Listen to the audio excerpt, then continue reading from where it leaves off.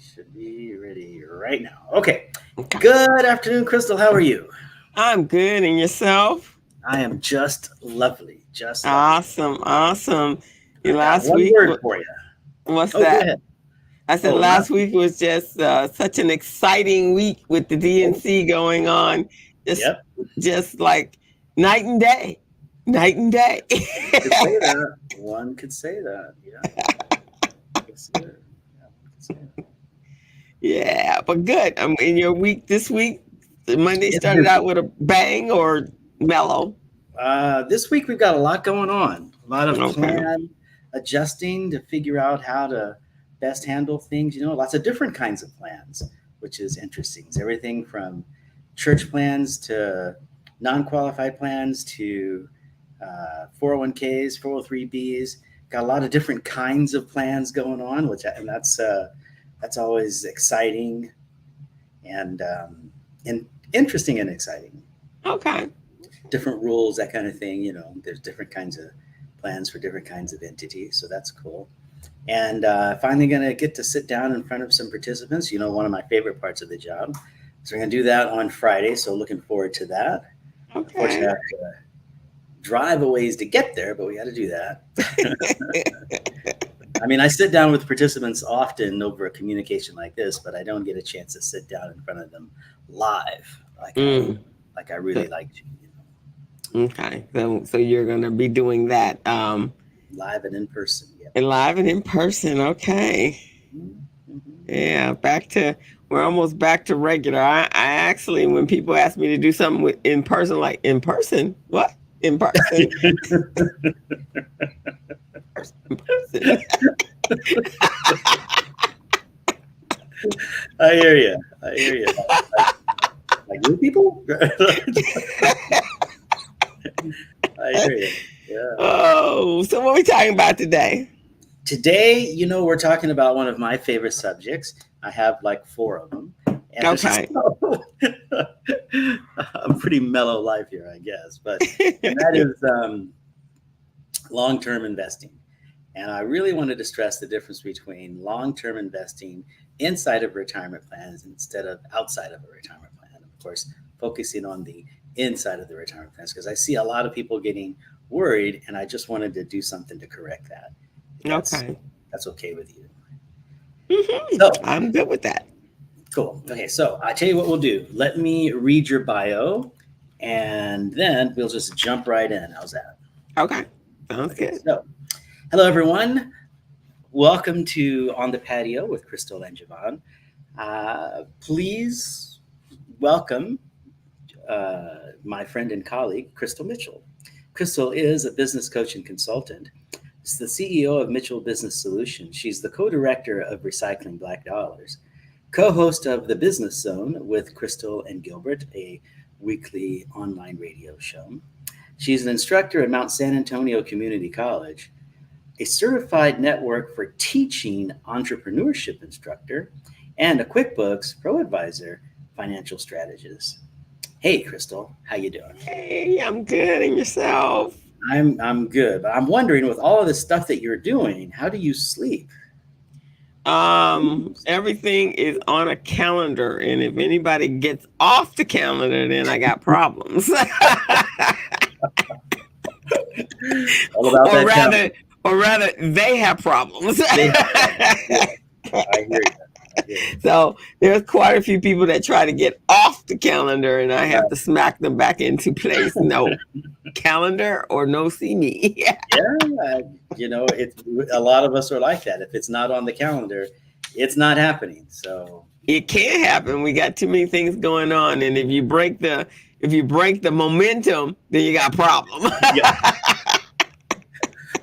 well said. Well said. Well said. Somehow I'm supposed to tie that into our subject, like I planned this whole discussion, but Okay. we just got to jump in. I don't know. All right. Sounds There's good. no, no segue. So here it is. The topic is what is long-term investing? As I was saying to you before, it's one of my favorite topics because people get it wrong. Mm, That doesn't sound right, but because it's different inside a retirement plan a qualified retirement plan like a 401k versus outside of a retirement plan, like you would get from one of my colleagues that are what we call wealth advisors. Mm. So let's just sort of break it down. So most of us that are investing inside a retirement plan, it's what we would call long term. It's more than 10 years. You're going to have that plan for quite some time. And you can't get at the money, right? So it's not Mm-hmm. like you can take it out and stick it in the bank unless you, incur some penalties or taxes with it. So it is what we call long term. You're putting it into the investment process. It's going to be there a while, right? Mm-hmm. So that's long term. The difference, though, is that when I talk to people about long term investing, I usually mean that you're going to leave the market in for a long term. And this is the big key, for me at least, is that you're going to take advantage of ups and downs, right? Mm. Take Okay. advantage of upturns and downturns in the market. So, what do we mean by that? That means that when the market goes up, you capitalize on that. And when the market goes down, you capitalize on that. So, an interesting conversation with me would be with one of my participants comes to see me and they say, the market tanked last week. What are you going to do about it? And I'm going to say, first, yay. And second, absolutely nothing because we've already done it. Right. If you were to visit one of my colleagues, they may say, well, A, you only lost this much, so maybe you shouldn't panic. Or or B, that was tough. Perhaps we should get you a different strategy, perhaps some more defensive investments so that you can reduce the amount of the downturn. Does that make sense? Mm-hmm. Mm-hmm. As most of us like the idea of a steady climb. Things just keep going up. And as a wealth advisor, that's really what you want.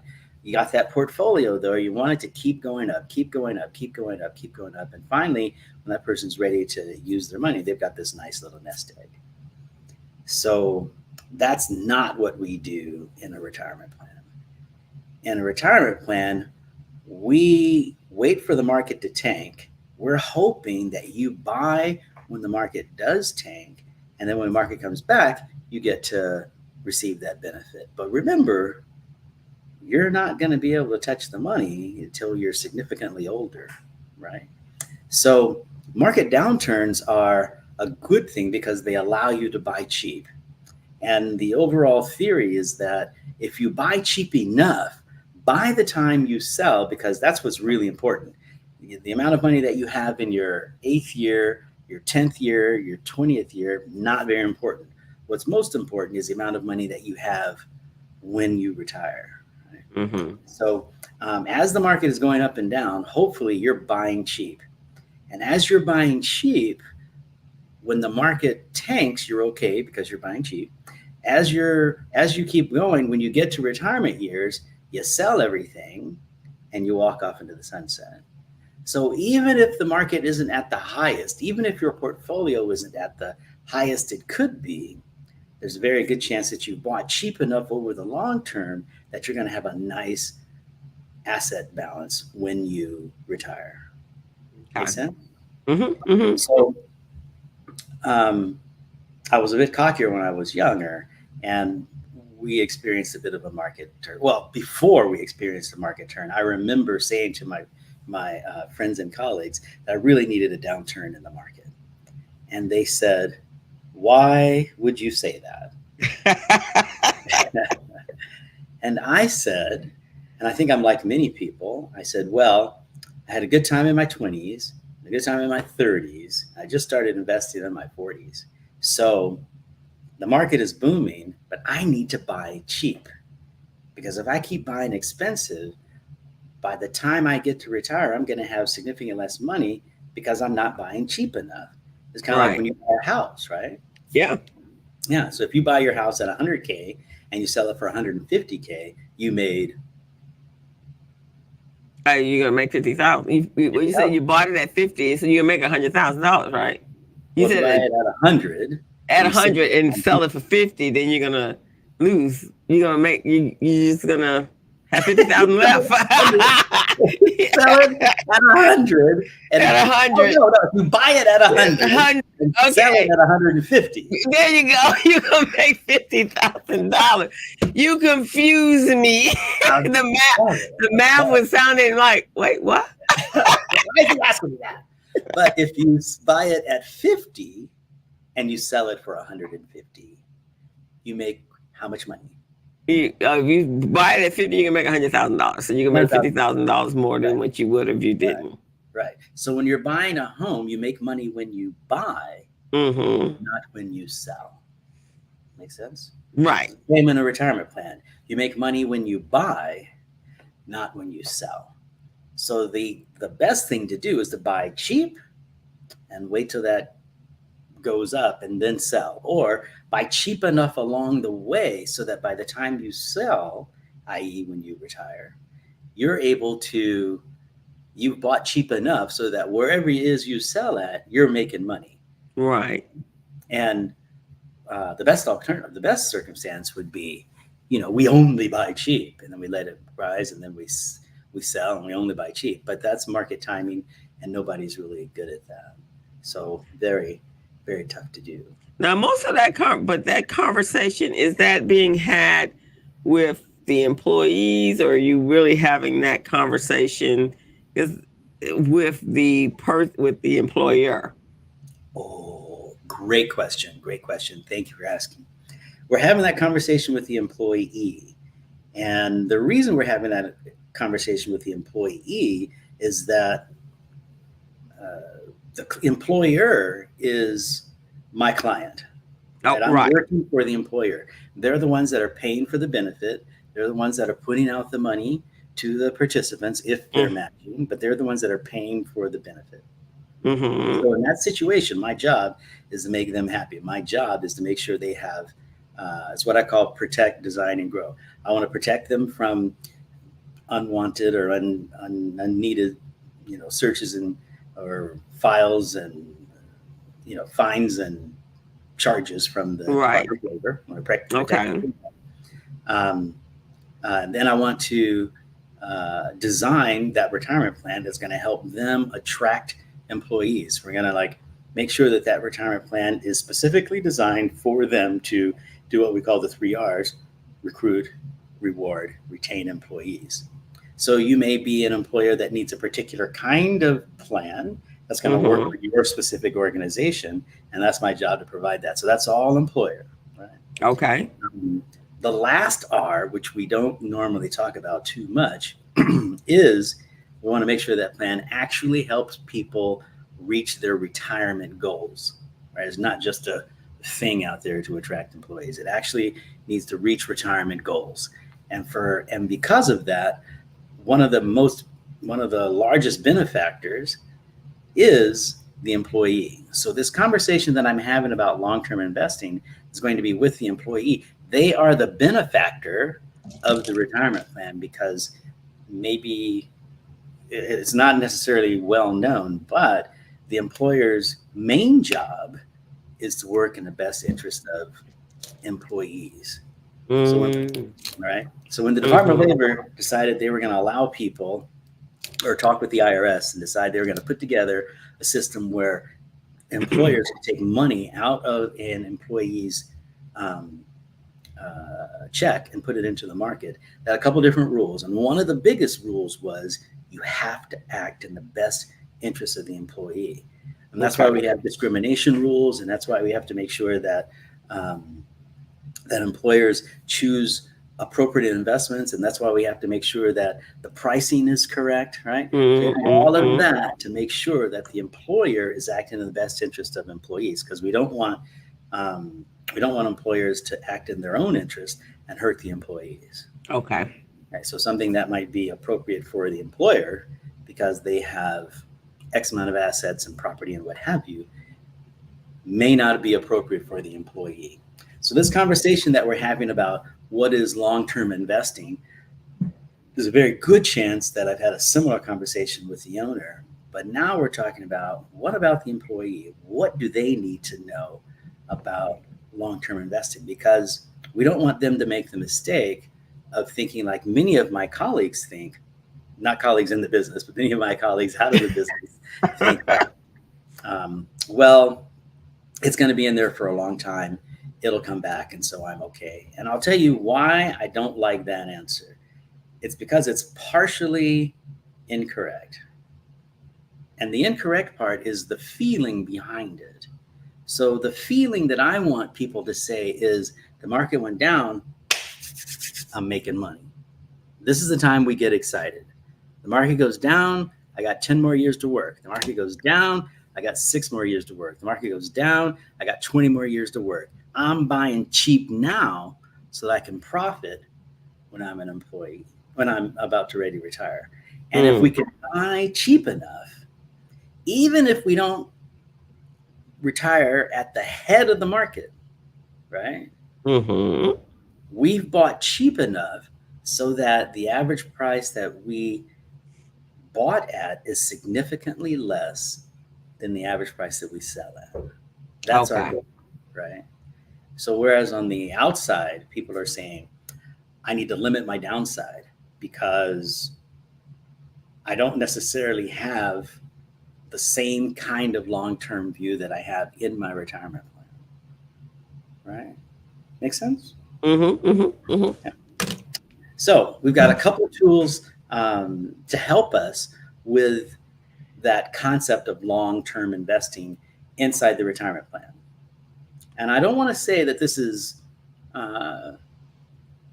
only can be used inside of a retirement plan. This is one theory of investing called modern portfolio theory that most retirement plans use in order to justify the funds that they put in the plan, the way that they run the plan, how the plan works for their organization. It's called modern portfolio theory.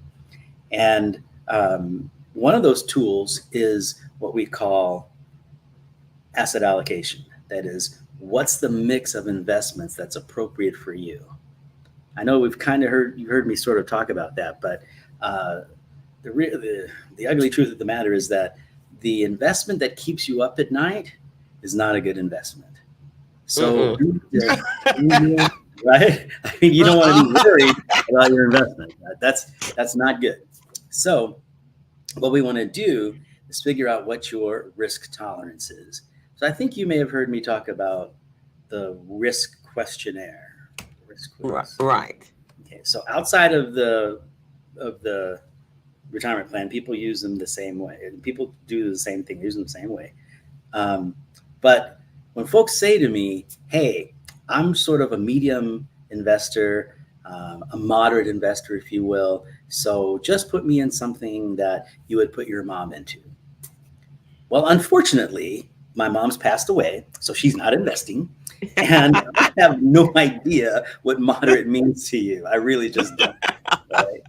And your mom might be one of them roller kind of people that lives on the edge. She might be. So I need a standard to go by to figure out what does moderate mean to you. And that's what the risk questionnaire does.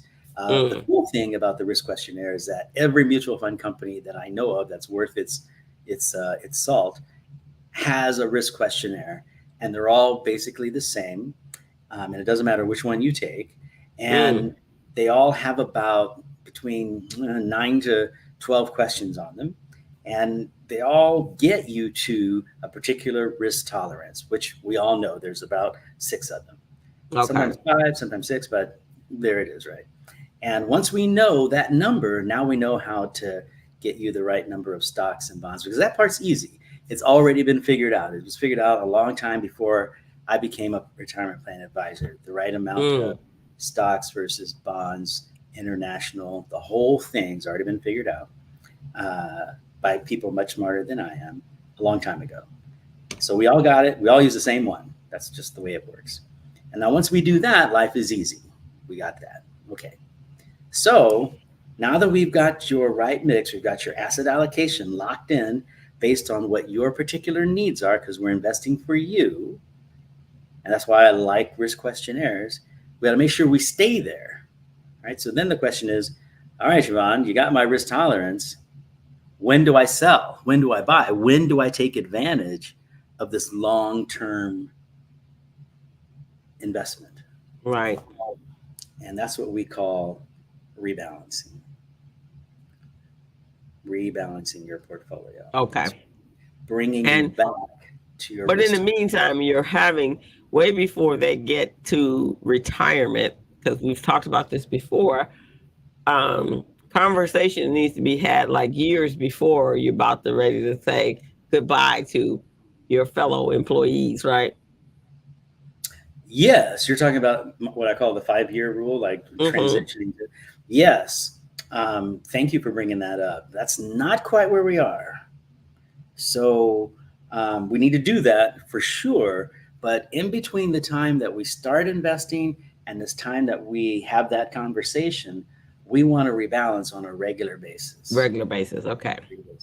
And in my case, I generally tell people to rebalance quarterly.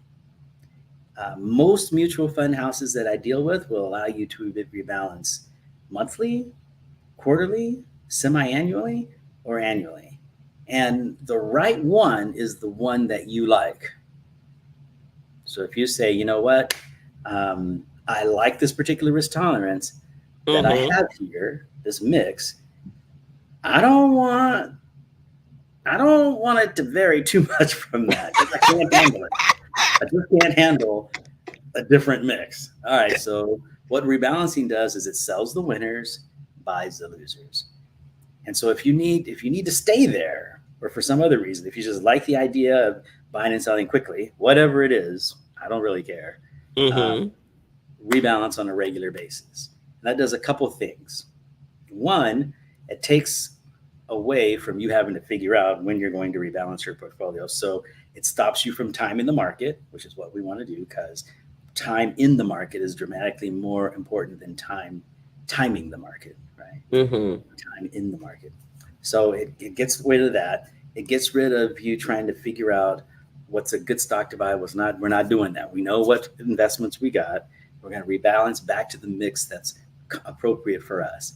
And then the market's going to go up and down, and we're going to do that again on a regular basis. Now back Okay. in the day, when I first started, back in the Stone Age, we we used to we used to do this by hand.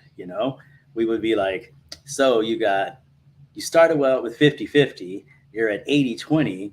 How are we going to make this work? And we would get back to 50-50 in any number of ways that we would do that. So we're not doing that anymore. Now that we automated and all the stuff is at your fingertips, right? Hit the button, boom. And actually, another cool thing about automation is that generally, when an employee sets up their retirement plan, they choose when they're going to rebalance. They do. And like I Oh, said, you can do it okay. quarterly, you can do it semi annually, you can do it annually, you can do it monthly. I wouldn't suggest that you do it daily. That's a bit Oh much. no, that changes. Yeah, that's a, yeah. But because you do want things a chance to get a chance to go down and up. So you gotta rebalance your portfolio on a regular basis.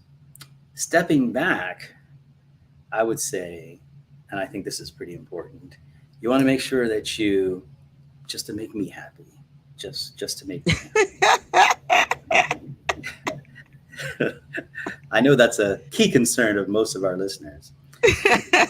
Take that risk questionnaire at least once a year. If you want to take it twice a year, oh, thank you. But at least once a year, when something happens in your life, you get married, you have children, someone passes away, you change a job, whatever major thing happens in your life, uh, I'm going to go out on a limb. I probably shouldn't say this, but I'm going to go out on a limb and say that just might change your perspective, right? Yeah.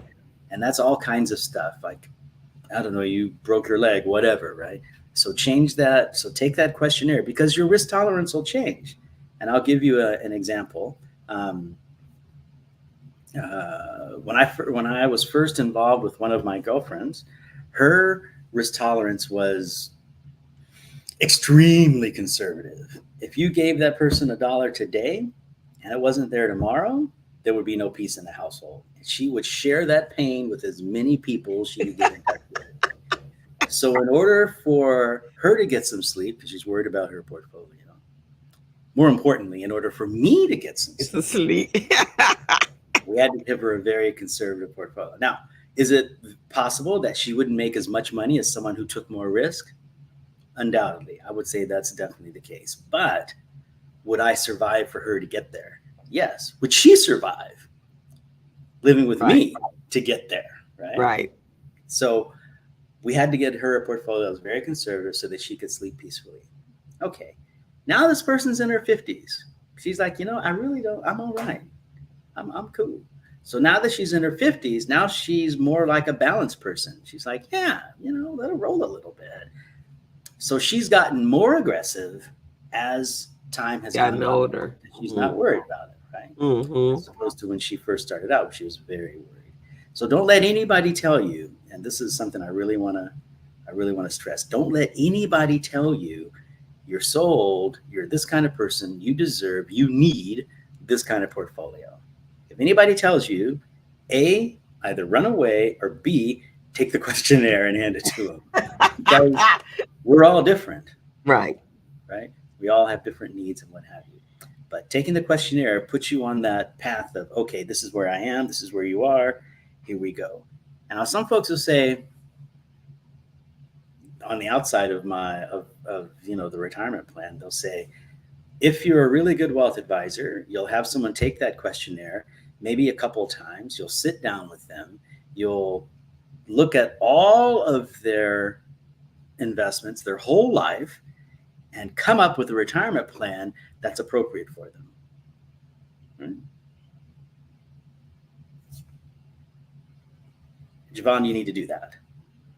Mm-hmm. And I say, what employer wants to pay me to do that? There isn't one. There isn't one. So in that way, how do I help participants reach their retirement goal? I do things like this. I say, look, we're going to do long term. We need to get you the right asset allocation. We need you to rebalance your portfolio on a regular basis. And any question that you have, you can always come to me. So let's say you make $50,000 a year and you walk into a wealth advisor's office and say, hey, I've got $1,000 in the bank. How do I retire? How do I use this to retire? And they'll probably look at you and say, you make how much? $50K. And you have how much in the bank? $1,000. They'll probably say, God bless you. God love you, but that ain't enough money. Right? We're going to charge you a fee that's going to be more than you're going to make. So that's not cool, right? But because your employer cares enough about you to start a retirement plan, you can come to me, walk into my office, give me a call, and ask me anything about what a stock is, what a bond is, what's long-term investing, what kind of investment this mutual fund is, why is this mutual fund better than this mutual fund. You can ask me anything like that because your employer is footing my bill for the most part. Make sense? Mm-hmm. Mm-hmm. Right. Different. So, but again, we always talk about people just being, and this is from experience when I was working in the corporate world. Most people like, oh, I got a retirement plan. Oh, that's great. That's part of my benefits. And then that's it. And then it doesn't really it doesn't really sink in until about the time 10, 15 years into the company. And they're like, okay, I'm ready to retire. What does that look like? What is retirement? And the closer you get to, or let me see, the shorter, the more frustration, the shorter the time frame becomes, right? Yes, you're right. I mean, we are having fun with this, but it is an issue, right? It's almost like studying your healthcare plan after you break your leg. That ain't the time to figure out what you're supposed to do. That is not the time. Right? We want to do that long before. And, I am guilty of that big time. So I get it, right? But I would caution people that If you start planning for retirement or just start thinking about retirement when you're young, I don't want to say this in the wrong way, but I think it's going to come out that way. If you start planning on it when you're young, you don't have to worry about it when you're old.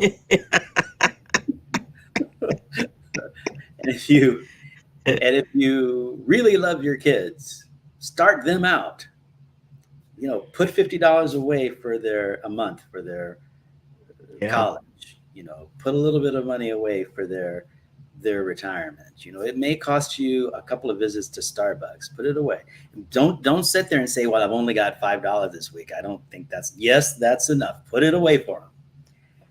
Get them into that habit of putting that money away, and you will be amazed at what happens when they're in the market for a long time rather than um, trying to time the market. You'll be amazed. Just put the money away. Put it away. Yeah, I agree. I agree. And I think and where you're saying their parents should have some conversation, because especially young people, because like you said, this is the time. If you just got into the workplace and solidly are at a firm where you can see some growth, and you're working full time in your late 20s, that's a great time, I would think, Oh, that by the okay. time you're going to retire at whatever that age is going to be in the future, and you well managed, done your balancing, you know reviewed and all that sort of stuff, you will be in great shape. You will be in great shape. You won't have to Hmm. worry. And that's the whole deal. You'll be in great shape, and you'll have wonderful problems like, I don't know what I'm going to do with all this, or can I afford to do this, or can I afford to do that, or um, those one. I have to pay taxes on this money. Yeah, well, you have the money to pay taxes on. Right, exactly. And even that's a plan. What does that look like on the Sure. backside of it, right? Don't And there's don't just all. get there and assume that it's all going to pan out, because it's not. Yeah, I think you're right. I would only add to that, because that's a very good thing for us to end on, is um, don't assume by not thinking about it that it's not going to happen, Hmm. right? I mean, Hmm. the very fact that I'm worried about this now, I may not make it till tomorrow, is true. But if you don't worry a little bit about tomorrow, when you get there, it's not going to be pleasant. And I think we just have to remember that. It's tough on us. The idea that someone's going to take care of us is a good way to get ripped off, Yeah. right? So we And in have to this be day and age, everything is so volatile. It's not like it used to be. When I first started in the work world, I really wasn't concerned about what next week look like, or 25, 50 years from now. Life was pretty normal at that time. You didn't have there's a lot of inconsistencies in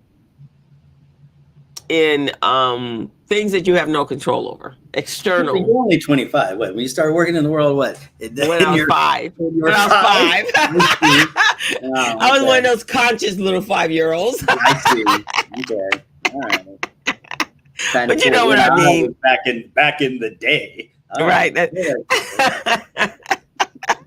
Well, as a student of mine said, when I started my business when I was five, Yes. I did so and so so. And like, but you're 10.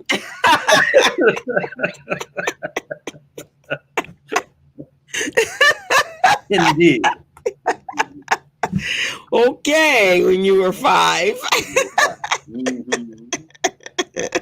But I no, think I you're agree. making a really good point. I don't know if the world is different.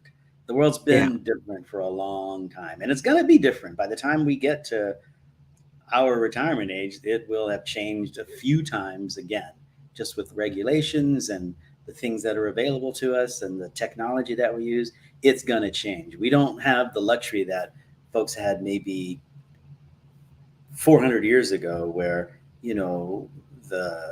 the hoe that someone allowed you to that your grandfather passed down for you to till the field or Mm-hmm. just, well, we don't have that now. Now we have cell phones that are becoming out of date in 2 to 3 years, and we have new cars that are lasting 4 years or 5 years, and we got to get another one. We've got things that are turning over, and that's good in a lot of ways because it keeps many of us employed.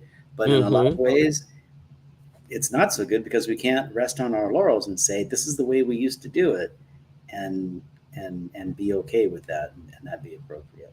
Right, So exactly. No, no, we got to really think things through. So I think, being very much more proactive than what we would have been is really vital for retirement, because of, and the cost of everything is so much more than it was in the past, and or it may be 10 years before you start to retire. So making sure that you have enough money that is going to last you while you're still on this earth, and be able to enjoy that life. there you go. There you go. I couldn't have said it better. I tell you what, how about we end on that note? I'll read your bio one time and we'll call it Okay. a day because All right. that says it all. Hello, everybody. We just had a great piece of advice from Crystal, which suggested you got to be proactive. I cannot argue with that more. Crystal is a business coach and consultant. She's the CEO of Mitchell Business Solutions, co-director of Recycling Black Dollars, co-host of the Business Zone, that other weekly long radio show, instructor at Mount San Antonio Community College, a certified network for teaching entrepreneurship instructor, and a QuickBooks Pro Advisor financial strategist. Hey, Crystal, thank you for joining me. I Oh, am thank Jevon you. Thomas. Oh, did you say thank you? Well, thank Yes, you. I did. You Thank you. agreed to do Thank it. you. I am Jevon Thomas. This has been Conversations on the Patio. We'll see you next week. Bye bye, everyone. Have a great weekend.